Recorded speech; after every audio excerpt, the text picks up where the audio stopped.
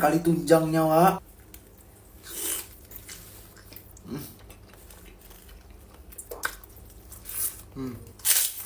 Udah lama kali kita nggak kena padang ya. Makan nasi padang kali ini, Al mau cerita timun mas dan buto hijau. Save videonya, siapkan makananmu, tonton yuk sebelum makan kita.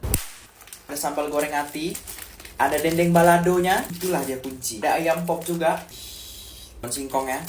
Ada tunjang, ya Allah, lupa juga ada keripik kulitnya. Bismillah.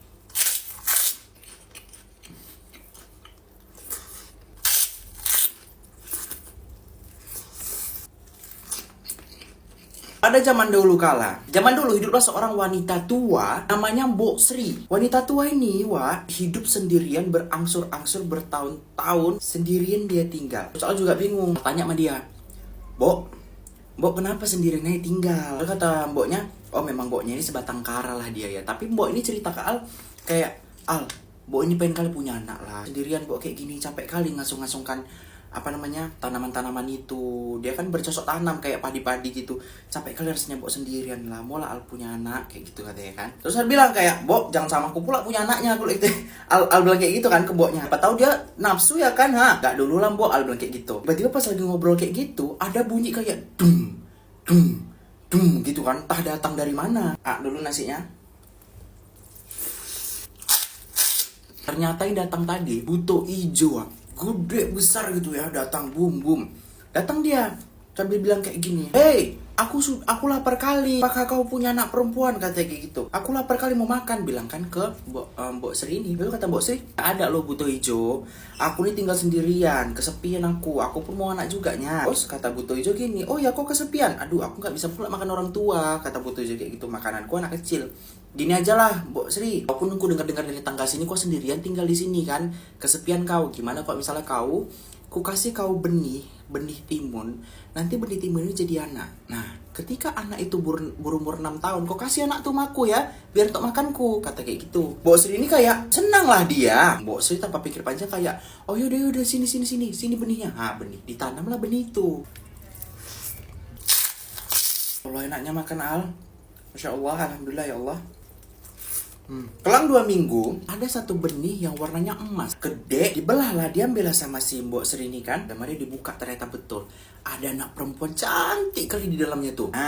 Dari situlah dinamakan si timun mas. Akhirnya timun mas ini besar dan tumbuh lah ya kan, jadi anak yang cantik, periang dan baik hati. Jadi kelang cerita kita percepat aja lah ya. 6 tahun kemudian datang lagi si buto hijau nih, bung.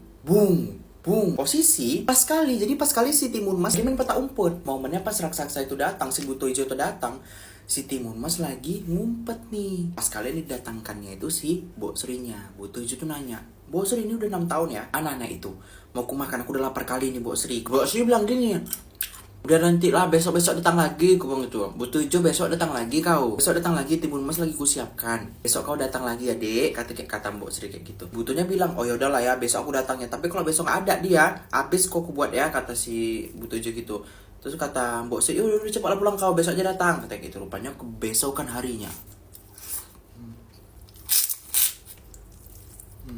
Tapi malamnya sebelum besoknya itu, Mbok Sri dimimpiin ketemu petapa tua. Petapa tua ini bilang gini, besok ketika ada buto hijau datang, kau bawa 4 macam benda. Yang pertama benih timun, jarum, terasi, sama garam. Masuklah kebesokan harinya, kukuruyuk. Nah, terus udah bingung kan, mati aku datang lah deh.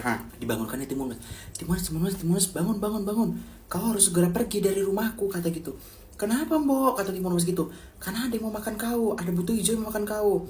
Timun mas panik kan. Terus kata Mbok Sri gini, nih kau pegang 4 macam ini, kau bawa ini timun mas, pergi kau jauh.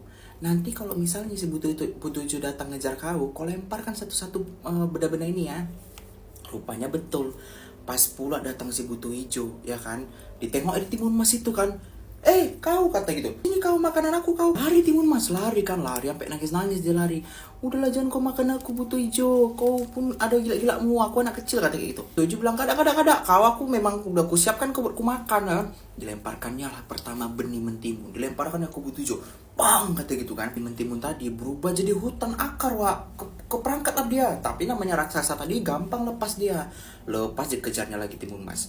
Habis itu dilemparkan timun mas jarum ya kan, jarum lemparkan, bang kata itu berubah jadi bambu runcing. Oh putus lah badannya kan, aduh. Namanya si monster ini pun kuat juga ya kan. Habis itu dilempar juga lah sama si timun mas ini garam, berubahlah tanah tuh jadi laut kan. Wah itulah jagonya, nggak tahu lah dapat dari mana benda-benda itu tadi ya. Berubah jadi laut. Situ udah mulai tenggelam nih buto hijau, tenggelam dia. Habis tenggelam dilemparkanlah timun mas terasi. Terasi tadi rupanya berubah jadi api, jadi lava gitu, jadi membeku. Akhirnya metiu atau matilah si buto hijau tadi di dalam. Nah itulah batu tadi tuh. Tapi menurut Al ya, ini ceritanya tuh berat sebelah loh. Al tuh udah cerita, udah teliti kayak di sini tuh buto hijau tuh nggak jahat nggak sih dia kan kayak emang aku nih kasih benih ke kau ya Mbok Sri, tapi nanti 6 tahun lagi nih ku ambil. Terus Mbok Sri pun karena nafsu tadi ya kan kayak aduh sendiri udah nggak apa-apa ku ambil aja lah biar ada kawanku. Sebenarnya kayak Mbok Sri nggak sih yang jahat di sini? Kalau menurut kalian kayak mana? Kira-kira siapa yang salah, siapa yang betul?